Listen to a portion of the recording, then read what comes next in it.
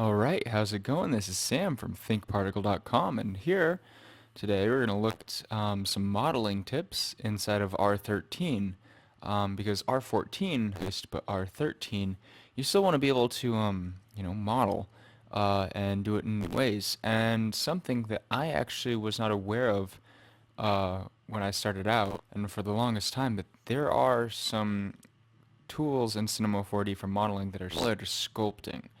And if you use them right, you can get some really, really cool results. Like, I built this landscape in a few strokes actually, and got some cool renders above and water. So that was fun to make. Let's go ahead and look at the scene file real quick.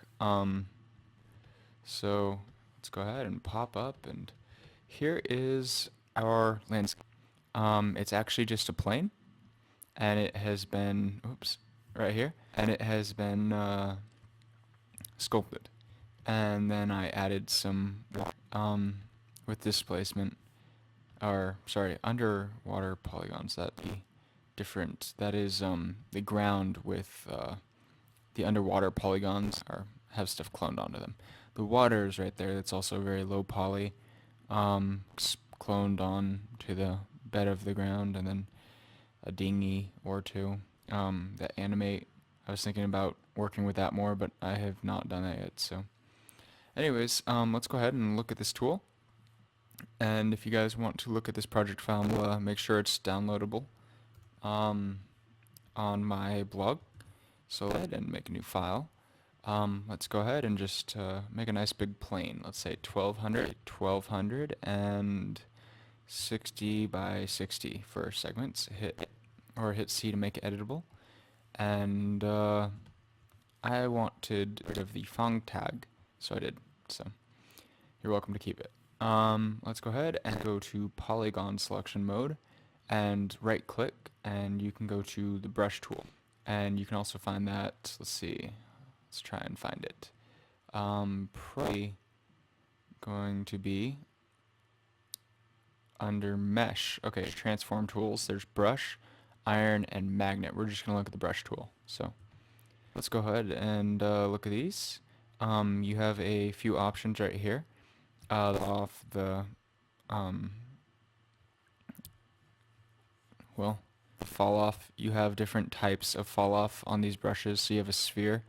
Say you here, we'll use the paint tool in this case to represent it.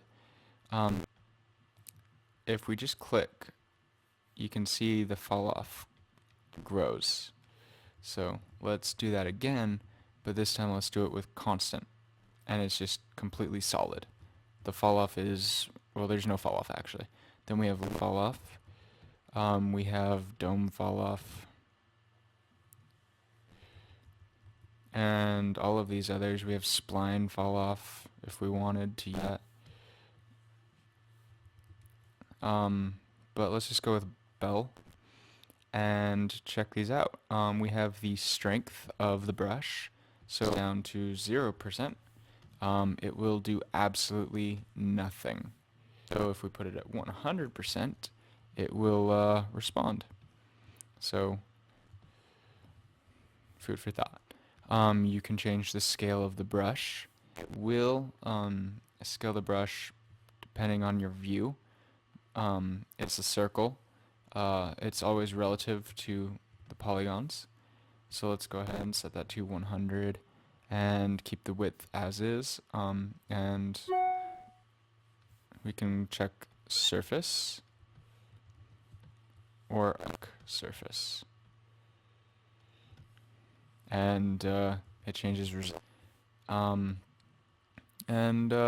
didn't look beforehand. Let's see what this does. If this option is enabled, the brush will affect surface-oriented area instead of the entire space inside of the yellow sphere. This is especially useful when modeling details. So I think what that means is that if it's not visible, it won't model it, but if it is visible, it will. And when surface is bold, well, it will model it whether it's visible or not.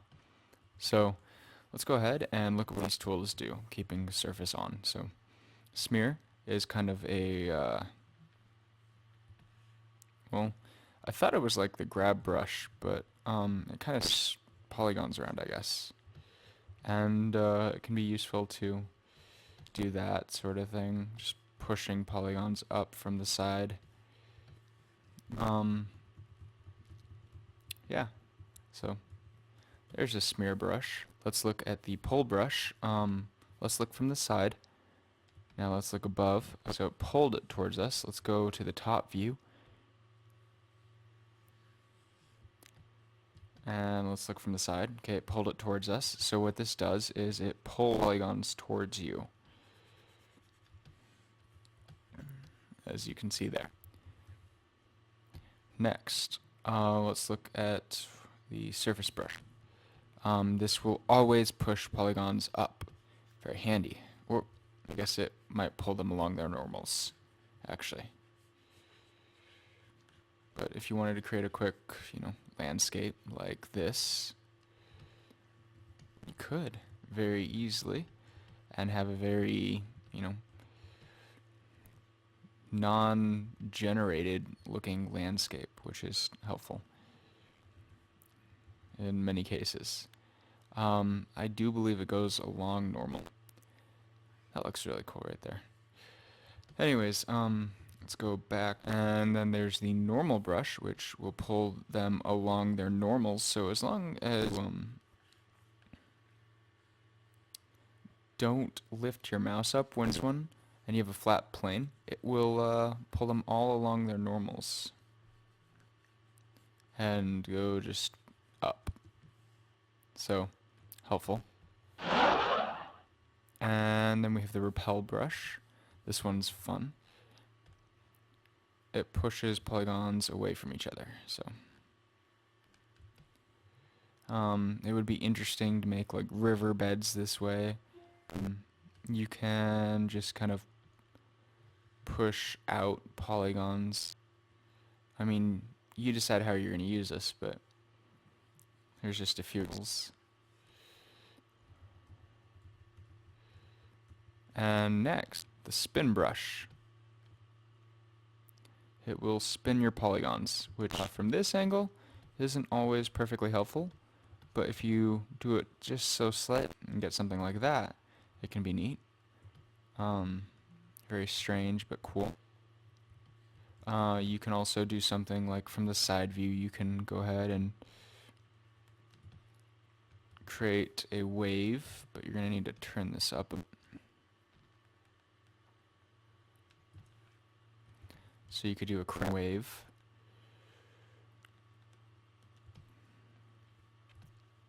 So if you wanted to model that, there you go.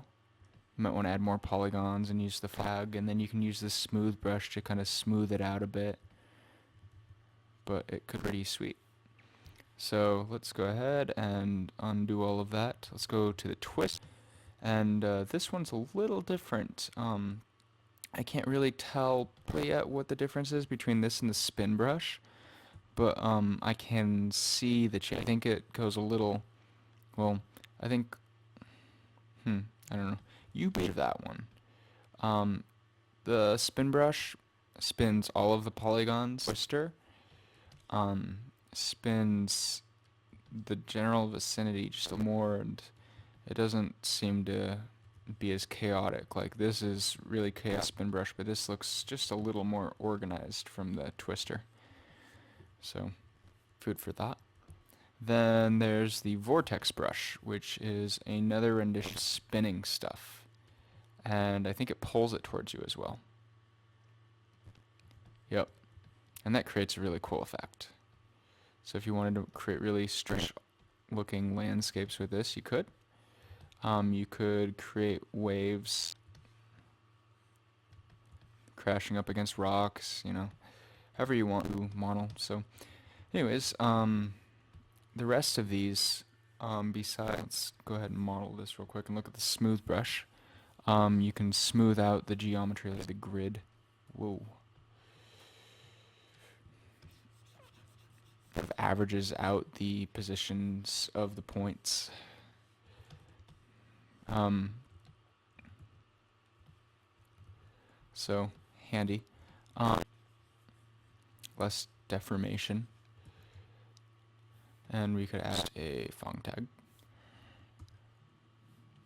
Get really smooth geometry.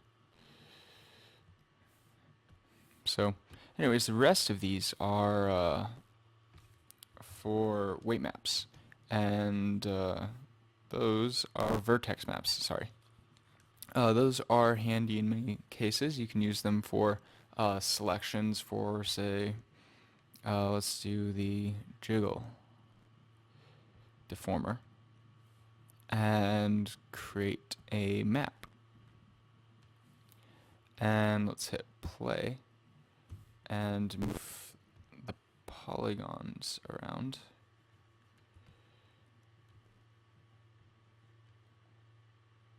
So as you can see, the vertex is affected.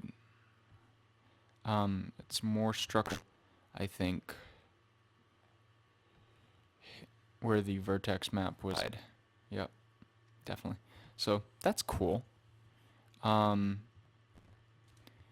could hit play and, you know, have some fun with this, rotate it. And then you could go ahead and just hit C. And, or actually not hit C, current state to object, get rid of this and the effect and the vertex map, and just hit render, and it stays like that. You can go back to the beginning and it's just geometry like that. So cool. So anyways, the rest of them, let's go ahead and just look at them really quick. There is paint mode, so you can paint the vertex map. You can blur the vertex map, kind of even it out, smooth out the vertex map. You can bleed the vertex map, and I think that kind of drags it out a little bit. Let's paint it a little bit stronger over. Then let's go ahead and bleed it.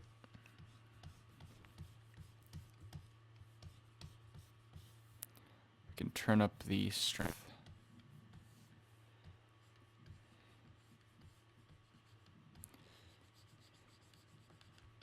Okay, so bleeding, and then density.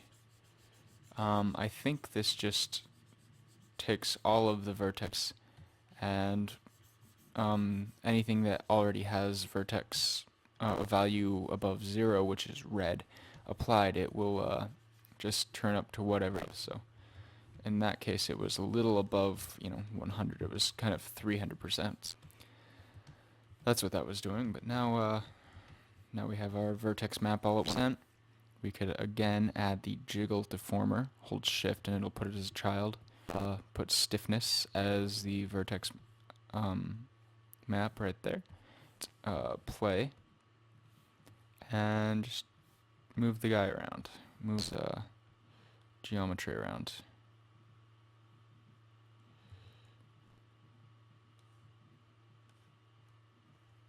So that's interesting. Anyway, is the sculpting, or kind of the brush tool, inside of 4D R13, and I think it's inside of R12 as well. Maybe is how far back that tool goes, but if you don't have R14 yet, you can still take advantage of the sculpting tools in a way, kind of. And I mean, it won't work with crazy amounts of geometry. At least I'm not sure. Well, we could try. So, real quick, we'll put it to the test.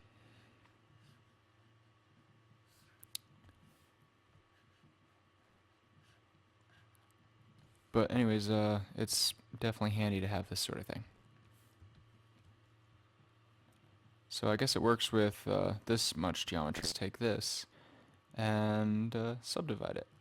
So first of all, frozen Cinema 4D, because I put so much geometry in it, the viewport won't move right, and it definitely won't work with the brush smoothly. So I wouldn't do that.